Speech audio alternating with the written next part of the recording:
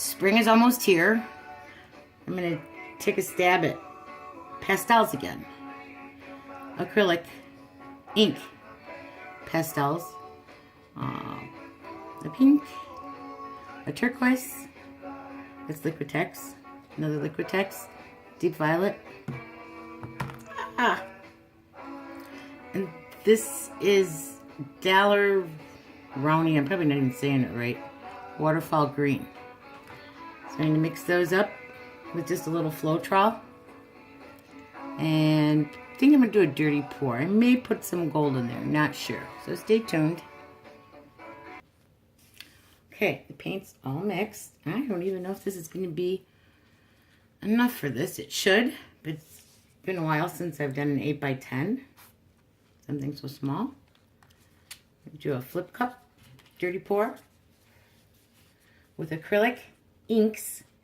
And I did use a little bit of Anita's all-purpose metallic craft paint. It's just your classic gold from Hobby Lobby. So let's see what happens. Because spring is coming. Doesn't look like enough paint to me, and I did not prep the canvas with paint because I want it to be more of a pastel. So we'll see.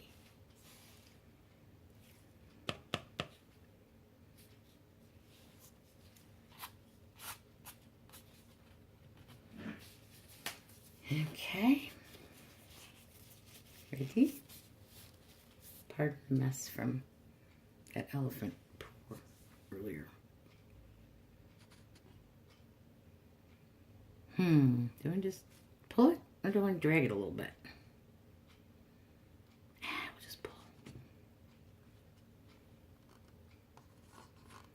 Kind of looks like somebody was having fun with the cotton candy machine at the carnival. You can see in there. It's really, really different than using the paints. This is like really thin, of course, because it's ink. Oh, I'm sorry, it's just ink with Floetrol. No full-bodied paints per se at all.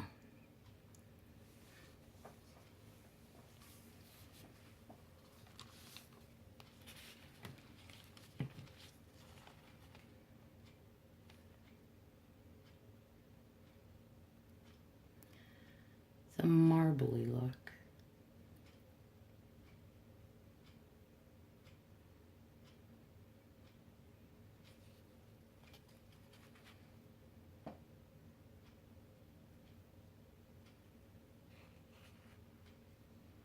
I still haven't gotten a camera yet. I see a little fleck of white in there, but I'm not sure what that's from.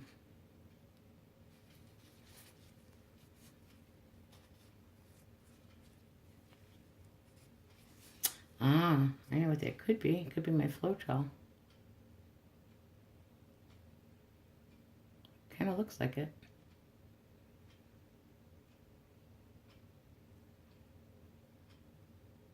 Sure does.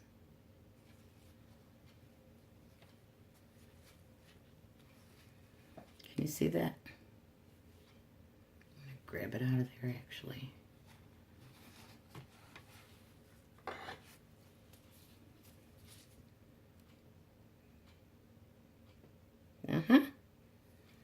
Floetrol, if it's not kept warm, tends to do stuff like this. Not that this bedroom studio got cold, but we could have some pretty bitter cold days for a while there.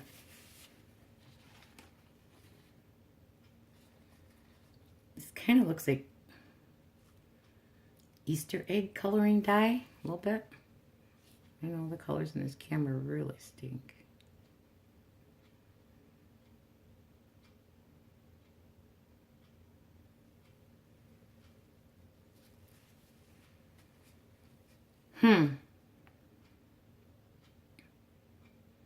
Thinking the next one is going to have an underlay of paint. Probably white.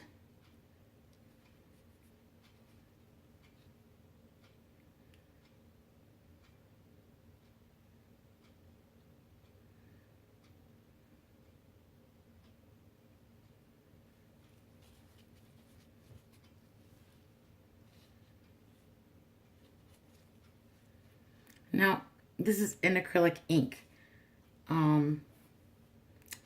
You can use alcohol, spritz alcohol around and it will make it burst, but not as much as the like the India inks.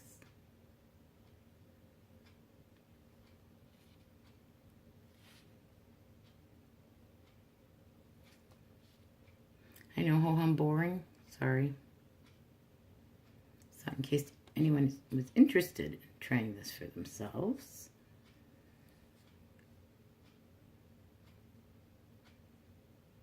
You can see what it entails.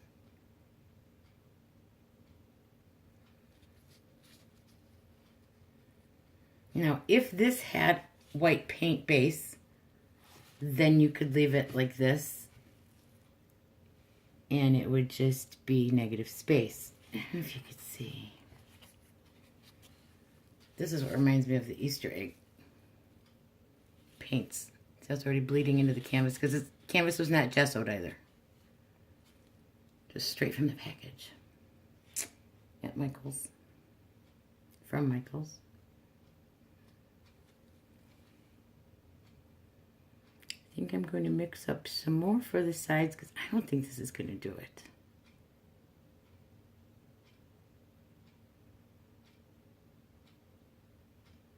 See here? It's bleeding through in there too. You could see it.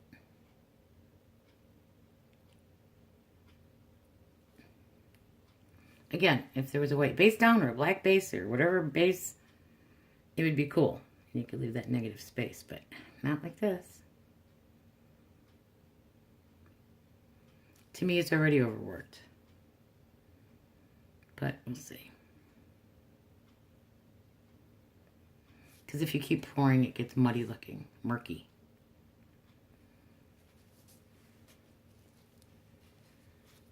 And again, over here, if there was white base down, that would be very clear, see-through, transparent, and kind of cool. So the next one definitely is getting an undercoat. Shame on me.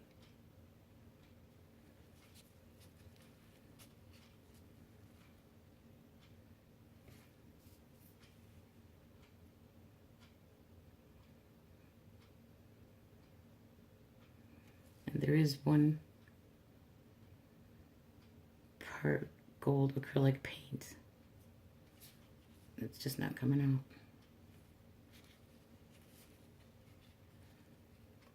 This is kind of like pizza dough. You can't always get it to stretch where you want it to.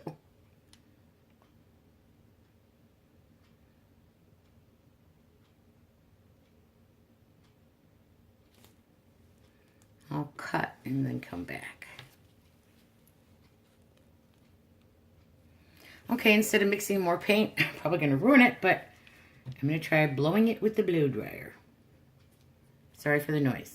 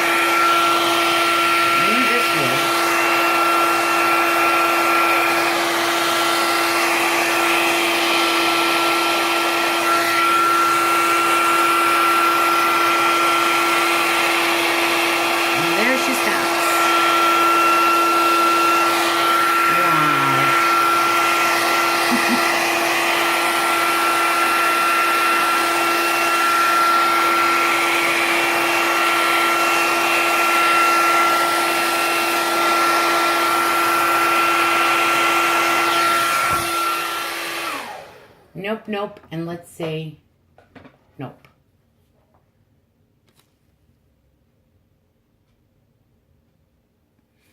Okay. I dirty poured the rest of the paint that I had mixed that I didn't use because I thought I had enough and I didn't, apparently, as you could see. And we're not going to do a flip cup because that would just be duh. So we're going to do a modified puddle pour in the center to push it all out where it belongs, I think.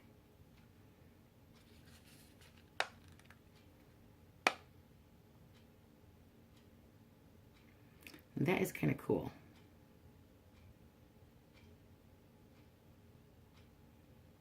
Definitely going to have enough now. Oh, and look, you can see the gold coming out.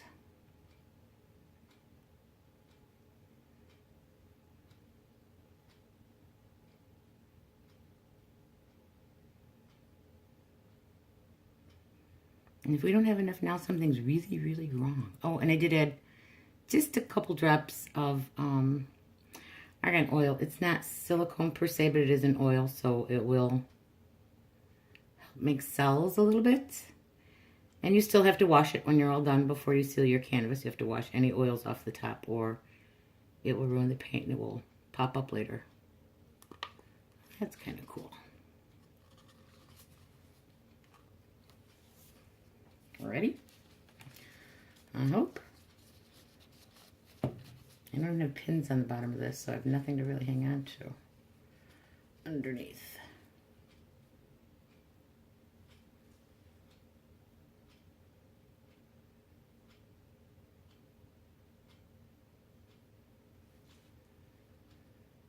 And back to the center so you don't lose the whole design. It's still gonna shift.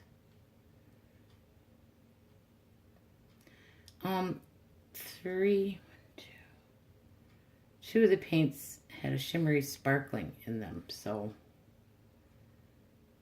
there will be some sparkly effects at the end. Hopefully. Probably.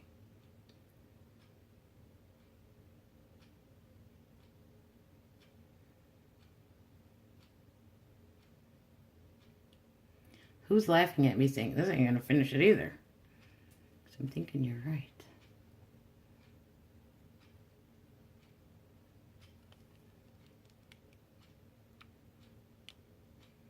I was hoping this new batch would push some of the other stuff off to the sides. But it kind of is. And the blow dryer was on a cool setting, so it didn't heat the paint and make it set faster.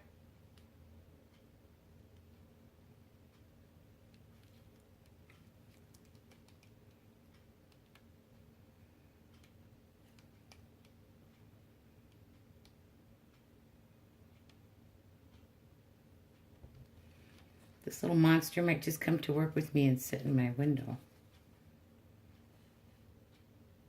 People already think I'm a little overzealous, I guess.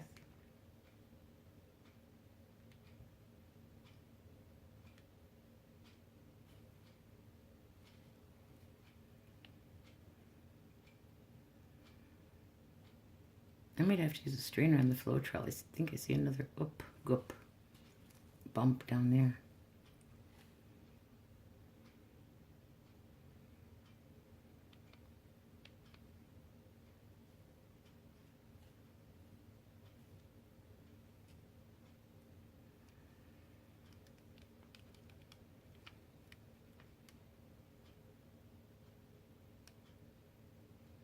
I suppose if I wanted to, I could experiment. And try a resin varnish afterwards. I've not tried resin yet because I heard it's unforgiving and it's really hard to work with and you don't have a lot of time. And it's kind of stinky, and so I'm not really sure I want to try resin, but I do have some. I just haven't tried it yet. I'm still trying to keep that centered. I could have done this live so you guys could have really had a laugh. So be thankful that I didn't. Or I should be thankful. And I will probably, for the heck of it, post this on YouTube later as well. Because my camera really can't hold, sorry. My camera really cannot hold a lot more. And I don't know how much space I have on my little flash drive sticks. So,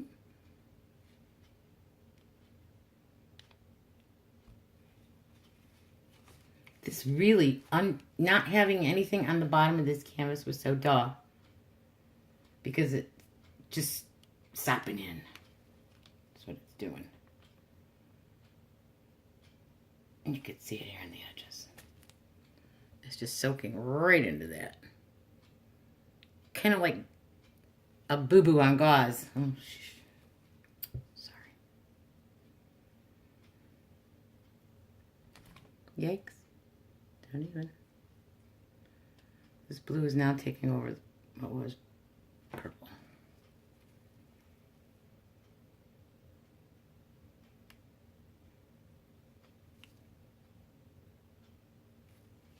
Keep forgetting the camera. Sorry, guys.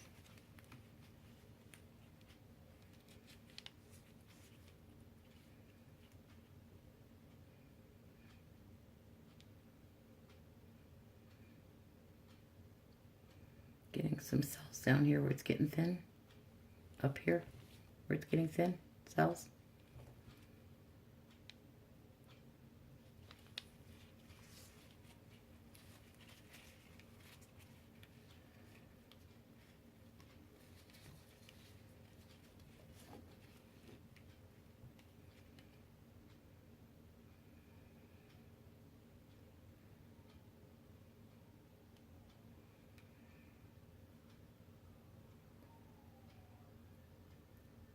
Okay, I'm going to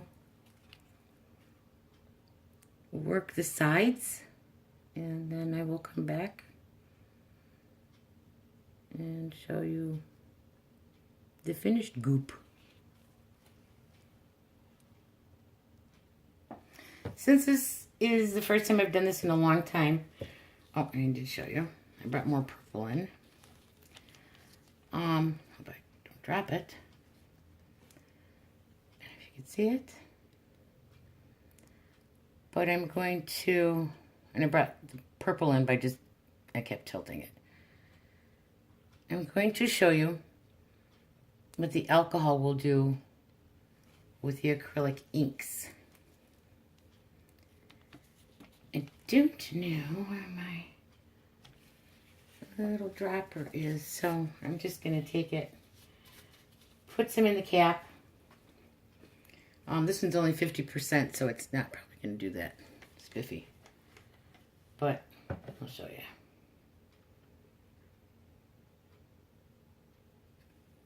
you. Kind of a tutorial what to do, what not to do. But we're going to just put it in a corner here. Can you see that corner? Yeah. Okay.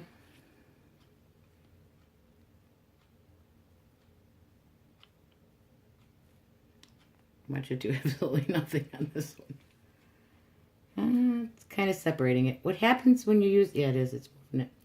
When you use the alcohol, the paint keeps shifting and moving for quite a while. The stronger percentage, the more it moves.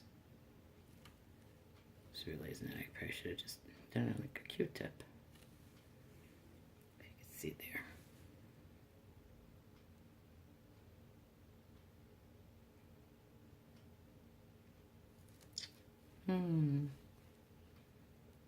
There you go. See the drip? Maybe not. Here, I'll do it.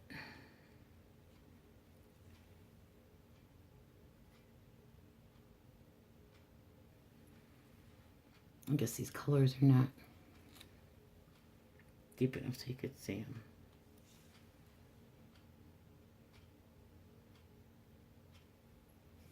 But I can.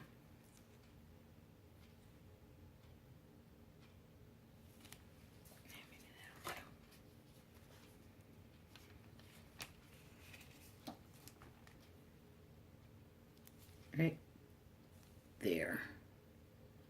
If you can see, it's kind of separating the paint and pushing towards the canvas. And it makes a lot of dripping. But it's just something kind of different, kind of neat. Okay, that's enough for this poor little thing. Thank you. Have a good rest of your Saturday, March 9th, my cousin Frank's birthday. You guys take care. Thanks.